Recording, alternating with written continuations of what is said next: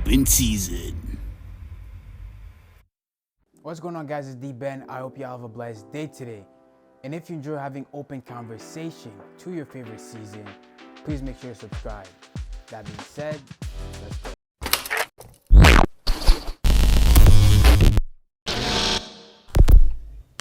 These NBA playoffs have been very entertaining. And I don't just mean the games themselves. The storylines have been the main attraction in most of these games.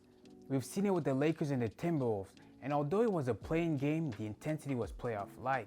And that entertainment that I'm talking about, we saw it happen with LeBron James being in his cheerleading bag.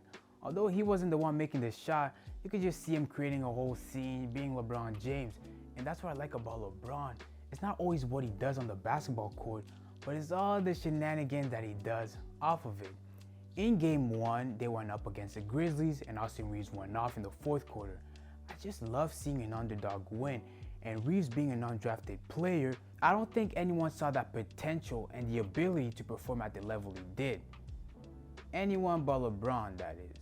In that same game, Morant went down with a wrist injury. He proceeded to say this after the game. Tough, man, especially, with everything I've been through pretty much, this season. With everything you've been through, pretty sure it was all self-inflicted. And just to jog your memory, you were shooting pretty well in that game. Anyways, last night's game was no different.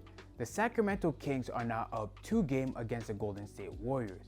This is a story given the fact that it has never happened with a Stephen Curry-led team. These Kings mean business, especially with their king of the fourth quarter in De'Aaron Fox. Whenever they need a bucket in the closing minutes, De'Aaron does what he always does. He delivers. This reminds me of when Isaiah Thomas used to dominate fourth quarters. It was so impressive since he was the smallest guy on the court, but when he needed a bucket in crunch time, the trees got smaller and the basket got wider. IT was simply special in that Kelly Green. Speaking of special, Draymond Green left quite an impression in the fourth quarter. So here's what happened. With a little over 7 minutes left in the fourth quarter, Malik Monk throws up a floater. As the shot goes up, Klay Thompson does a good job boxing out Domantas Sabonis. This results in Sabonis falling on his back and his arms wrapped around Draymond Green's ankle. Now, what's very interesting is Sabonis proceeds to pull on Draymond's ankle, preventing him from running free.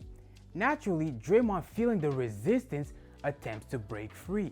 The only problem is that Draymond Green lands a stomp on Sabonis' core as he frees himself. I find it kind of funny because a lot of pundits said that the stomp was landed on his chest, but by clearly reviewing that play multiple times, it was clearly on his core area oblique. Like, chest would have been here, but the stomp was clearly here. Just a funny thought. I vividly remember watching that play, and the first thing that I noticed was Sabonis pulling on Green's ankle. I only noticed the stomp once they showed the replay. You could even hear the announcer say that Sabonis was the first to instigate. Let me say this. Draymond stepped on him, but Sabonis grabbed his leg first. And I find what Shaq said on TNT has some merit. You don't just pull on my ankle, prevent me from moving, and expect I do nothing. Actions have consequences. Yes, it was a dirty play, but listen, had you not pulled on my ankle, none of this would have happened. One bad play begets another. One bad wasn't play. excessive. Doesn't matter. Don't. It wasn't, I'm not saying you're wrong. I'm not going to sit up here and be a hypocrite. I did the same thing. I really would. Don't be grabbing me because what am I going to do? Like if I stay there and just try to run forward, I'll fall. You got to get them up off you. And if you're up off you and you're in the way, you might get stomped on. Was it a dirty play? Of course it was a dirty play. But then just say that and leave it alone. Hey, if you don't grab me, this won't happen. I'm at least glad that officials also punished Domantas Sabonis. I know he was laying on the floor, grimacing in pain, visibly hurt. At the end of the day, he still grabbed on Draymond Green's ankle.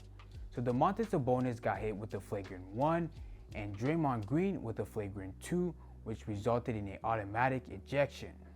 On a side note, I low-key think that Domantas Sabonis plotted to get Draymond Green ejected. Just hear me out for a second. Sabonis was banged up the whole game. He was in pain.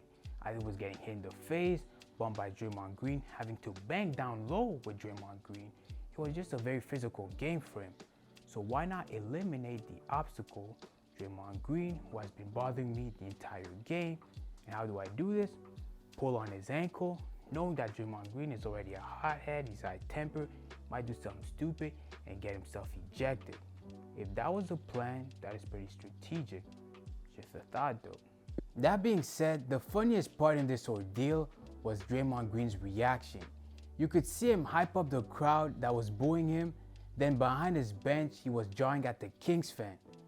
Draymond was simply out there embracing the negativity and hostility, even pulling the Allen Iverson to clearly listen to the crowd's displeasure. Draymond Green is different.